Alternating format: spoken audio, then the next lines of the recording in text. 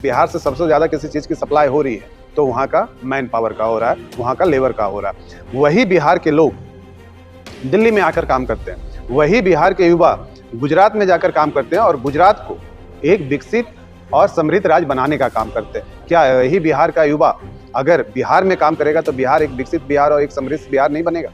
बिल्कुल बनेगा। ज़रूरत है वहाँ पे कंपनियां को लगाने की, ज़रूरत है वहाँ औद्योगिक क्रांति लाने की, ज़रूरत है वहाँ पे लघु उद्योग लाने की। और पिछले 9 महीनों से मैं बिहार के अलग-अलग जिलों में जाकर जन आशीर्वाद संवाद कर रहा हूँ।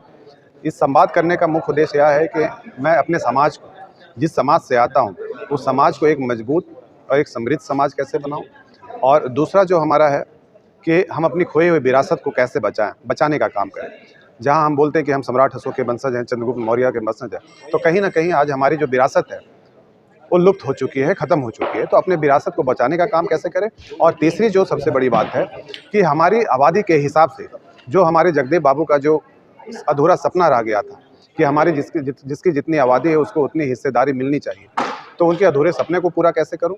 और मेरा जो आखिरी उद्देश्य है कि जिस राज्य में मैं पैदा हुआ हूँ, जिस मिट्टी में मैं जन्म लिया हूँ, उस राज्य को, उस बिहार राज्य को एक विकसित राज्य कैसे बनाऊँ?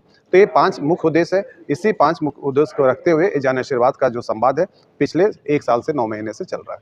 सर, आप जन आशीर्वाद का जो सिलसिला आपका चल रहा है लगभग 1 साल से, बिल्कुल। देख रहे हैं कि बिहार के अलावा भी कई राज्यों में आप जा रहे हैं। बिल्कुल। अभी सर आपकी कोई राजनीतिक दल भी नहीं है। बिल्कुल नहीं। तो आने वाले समय में आपका क्या प्लानिंग है? किसी दल के साथ जाएँगे या किसी गठबंधन में जाएँगे, अपना दल बनाएँगे? हाँ, ये सवाल आपका बहुत अच्छा सवाल है। राजनीति में जाएँगे या नहीं जाएँगे, इसका फैसला हम कुछ महीनों के बाद लेंगे, जब गांधी मैदान में हम पूरे बिहार के अलग-अलग सारे जिलों से हम लोगों को बुलाएँगे। हमारा एक ही उद्देश्य है कि अगर मुझे हमारी आबादी के हिसाब से अगर कोई भी राजनीतिक दल के लोग हमें टिकट नहीं देंगे, तो हम पार्टी भी बनाएँगे और चुनाव में लड़ने का भी काम करेंगे। देखिए, समाज मुझ पर क्यों विश्वास करे, ये भी आपका अच्छा सवाल है। नेता और मुझ में सबसे बड़ा जो फ़र्क है कि नेता बनने के बाद लोग समाज के लिए सोचते हैं और समाज का सेवा करते हैं।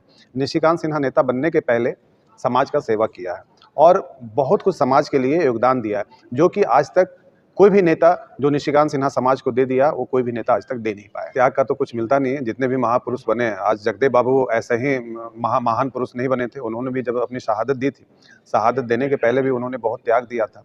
तो जो त्याग जितने भी महापुरुषों दिए थे, वही त्याग मैं भी देने की कोशिश कर रहा हूँ, ताकि आने वाले समय में हमारा समाज मजबूत समाज बने। मैं अपना समय, मेन तो समय है, वक़्त है, और समाज के लिए 24 घंटा लगातार दिन-रात काम कर रहा हूँ। आज ना तो मेरे पास सोने का समय है, ना तो खाने का समय है। हर जिला दौरा कर रहा हूँ, हर प्रखंड दौरा कर रहा हूँ, ताकि 2025 का जो चुनाव हो, वो हमारे समाज के फ़ेवर में हो और हमारी आबादी के हिसाब से हमारे अपनी हिस्सेदारी में। कि जिस सम्राट अशोक ने पूरे देश को नेतृत्व किया था, उनके शासन में कभी किसी को बाँटा नहीं गया। लेकिन आज का जो सत्ताधारी लोग हैं, वो हमें बाँटने की कोशिश कर रहे हैं, हमें तोड़ने की कोशिश कर रहे हैं। जहाँ कुशवाहा की 14% की बिहार में आबादी थी, इस कुशवाहा को दांगी में बाँट दिया गया, कुशवाहा में बाँट दिया गया, जुल्हार में बाँट दिया गया और 3%, 3.5% कुशवाहा की आबादी दिखाया गया, ताकि हम सत्ता से दूर रहें, राजनीतिक क्षेत्र से दूर रहें।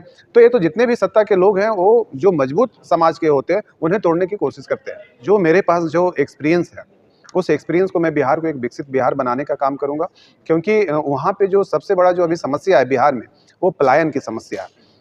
कि बिहार में जितने भी युवा हैं, वो सारे बिहार को छोड़कर, या यूपी की बात करें या बिहार की बात करें, ये दिल्ली दिल्ली जैसे शहरों में जा रहे हैं, बॉम्बे जैसे शहरों में जा रहे हैं, गुजरात में जा रहे हैं। तो बिहार का जो आज के समय में जो बिहार सबसे बड़ा सप्लायर बना है, सबसे बड़ा जो एक्सपोर्टर बना है, वो लेबर का बना है, मैन पावर का बना है। अगर बिहार से सबसे ज़्यादा किसी चीज़ की सप्लाई हो रही है, तो वहाँ का मैन पावर का हो रहा है, वहाँ का लेबर का हो रहा है। वही बिहार के लोग दिल्ली में आकर काम करते हैं, वही बिहार के युवा गुजरात में जाकर काम करते हैं और गुजरात को एक विकसित और समृद्ध राज्य बनाने का काम करते हैं। क्या यही बिहार का युवा अगर बिहार में काम करेगा तो बिहार एक विकसित बिहार और एक समृद्ध बिहार नहीं बनेगा? बिल्कुल बनेगा। ज़रूरत है वहाँ पे कंपनियां को लगाने की, ज़रूरत है वहाँ औद्योगिक क्रांति लाने की, ज़रूरत है वहाँ पे लघु उद्योग लाने की।